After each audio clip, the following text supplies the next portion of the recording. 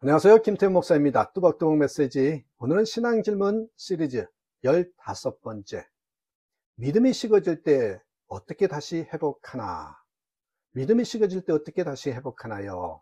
우리가 영적 침체를 지나서 다시 불타오르는 믿음의 회복을 위해서 어떻게 살아야 되는지 한번 생각해 보고자 합니다.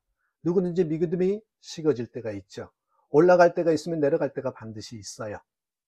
오늘 본문은 요한계시록 2장 4절에서 5절의 말씀입니다. 그러나 너는 너를 책망할 것이 있나니 너의 처음 사랑을 버렸느니라. 그러므로 어디서 떨어졌는지를 생각하고 회개하여 처음 행위를 가지라.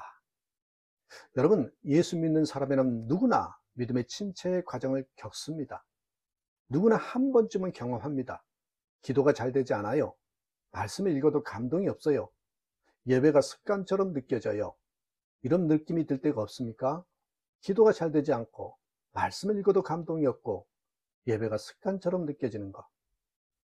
문제는 여러분, 믿음이 식어질 때 어떻게 다시 불을 붙일 것인가 하는 것입니다. 오늘 우리는 믿음의 회복의 길을 한번 찾아보고자 합니다. 자, 먼저 생각해 보셔야 할 것이 믿음이 식어지는 이유가 무엇일까? 왜 믿음이 식어질까? 세 가지 이유가 있어요. 첫째로는 지속적인 피로와 바쁨 때문입니다. 지속적인 반복적인 피로와 바쁨이에요. 영적으로 충전되지 못한 채 계속 바쁘기만 할 때입니다. 그러다 보면 하나님과 관계가 거리감이 생기거든요. 마태복음 11장 28절에 수고하고 짐진 자들아, 수고하고 무거운 짐진 자들아 다 내게로 오라, 내가 너희를 쉬게 하리라, 이런 말씀이 있죠. 예를 들어봅니다. 여러분, 충전되지 않는 핸드폰을 상상해 보십시오. 충전되지 않는 핸드폰은 점점 꺼지고 기능을 잃어버리죠. 아무리 켜려고 해도 충전이 되지 않았으면 기능이 상실돼 버립니다. 믿음도 마찬가지입니다. 우리의 믿음도 지속적으로요, 필요할 때마다 충전이 되어야 한다는 것입니다. 두 번째입니다. 죄와 양심의 무뎌짐 때문입니다. 죄와 양심의 무뎌짐, 이 무뎌진다라는 단어 굉장히 무서운 겁니다. 반복된 죄는 하나님과의 친밀감을 약화시키거든요. 이 양심이 무뎌지면 무뎌질수록요, 희한해요, 말씀과 기도는 멀어집니다. 시편 32편 3절 4절에 보면 내가 입을 열지 아니할 때에 종일 신음함으로 내 뼈가 쇠하였도다. 여러분, 창문에 낀 먼지를 한번 상상해 보십시오. 빛을 가려버립니다. 먼지가 낀 유리는 빛을 가립니다. 마찬가지예요. 죄는 하나님의 빛을 가리는 먼지와 같습니다. 세 번째, 이 환경과 사람으로부터 오는 실망감 때문이죠. 실망. 교회나 사람에 대한 실망이 믿음까지 흔들 수 있습니다. 시선이 하나님이 아닌 사람에게 있을 때 믿음이 약해지죠. 그래서 여러분, 우리의 시선을 어디에 두고 사느냐가 중요한 것이죠. 히브리서 12장 2절에 믿음의 주요 또 온전케 하시는 이인 예수를 바라보자. 여러분, 물 위를 걸었던 베드로, 우리 말씀을 아시죠? 예수님이 아닌 바람과 파도를 바로 보는 순간에 베드로는 물에 빠지잖아요. 주님을 바라볼 때는 괜찮았는데 이 바람 부는 거, 파도를 보는 순간에 어이구 하면서 물에 빠집니다. 그래서 우리의 시선은 항상 예수님께 고정되어 있어야 한다는 것입니다. 자, 그렇다면 우리가 한번 이 믿음을 회복하기 위해서 한 계단 한 계단 올라가야 되는데 4계단이 있어요. 첫 번째 계단, 자신의 상태를 인정하라는 거예요. 내 상태가 어떤지를 먼저 인정하셔야 됩니다. 믿음이 식어졌으면 인정하는 것이 회복의 시작입니다. 나는 괜찮다, 나는 괜찮아, 안 아파. 자기 방어하는 것을 내려놓으셔야 됩니다. 인정입니다. 시편 51편 11절에 하나님께서 구하시는 제사는 상한 심령이라.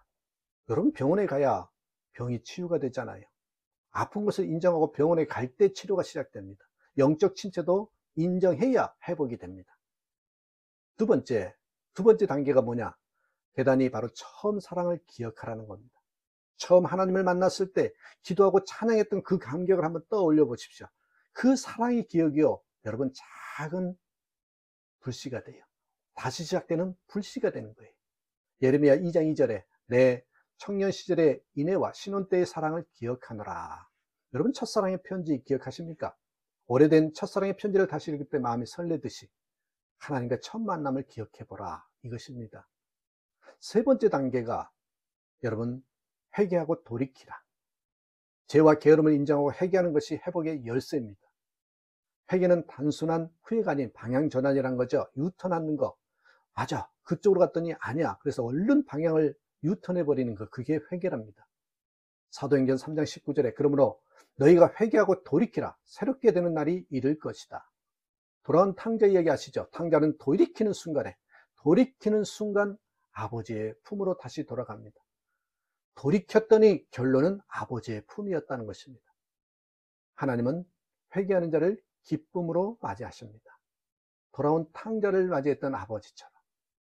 마지막 네 번째 단계 계단이죠. 작은 순종부터 다시 시작하라. 작은 순종부터 다시 시작하라. 믿음은 거대한 결단보다 작은 순종의 반복으로 회복이 됩니다. 작은 순종의 반복. 말씀 읽기, 기도하기, 예배하기. 여러분 이런 것들의 작은 순종이지만 반복하다 보면 다시 시작이 됩니다. 누가복음 16장 10절에 지극히 작은 것에 충성된 자는 큰 것에도 충성된다. 여러분 다시 뛰는 심장, 여러분 어떤 상태예요? 멈췄던 심장은 이렇게 작은 전기자국으로 이렇게 양손에 팍팍 당기면은 전기자국으로 다시 뛰기 시작하잖아요. 그 작은 거, 별것 아닌 거지만은 여러분 그 자국 때문에 심장이 다시 뜁니다. 작은 순종이 믿음을 다시 뛰게 만든다는 그런 비유이죠. 자, 그렇다면 믿음이 회복될 때 나타난 변화가 뭡니까? 첫 번째, 마음에 다시 기쁨과 평안이 찾아옵니다. 기도와 말씀이 다시 살아있는 대화가 됩니다. 삶의 목적과 방향이 분명해집니다. 주변 사람에게 선한 영향력을 끼치게 되죠. 이사야 40장 31절에 오직 여호와를 앙마하는 자는 새 힘을 얻으리니. 결론입니다. 믿음은 한 번 세우고 끝나는 것이 아닙니다. 식어질 때마다 다시 불붙기 위해 돌아가야 합니다. 처음 사랑, 회개의 자리, 작은 순종으로 돌아가십시오. 하나님은 당신의 믿음을 다시 세우길 원하십니다. 오늘 그 회복의 길에 다시 서십시오. 믿음은 여러분 올라갔다 내려갔다 계속 곡선을 타지만 나중에 처음과 끝을 연결해 보면 상승 곡선이 있는 게 믿음입니다. 믿음이 좋은 사람은 넘어지지 않는 사람이 아니라 넘어졌을 때 다시 빨리 일어나는 사람이 믿음이 좋은 사람입니다. 우리 이렇게 한번 기도해 보십시다. 하나님, 제 믿음이 식어졌음을 고백합니다. 처음 사랑을 다시 기억하게 하시고 회개의 마음으로 돌이켜 작은 순종부터 시작하게 하소서. 다시 불타오르는 믿음으로 주님을 사랑하게 하소서. 사랑하는 여러분, 믿음은 다시 시작할 수 있습니다. 하나님은 우리를 기다리고 계십니다. 다시금 회복되어서 뚜벅뚜벅 걸어가는 저와 여러분의 믿음이 되시기를 주님의 이름으로 축복합니다. 감사합니다.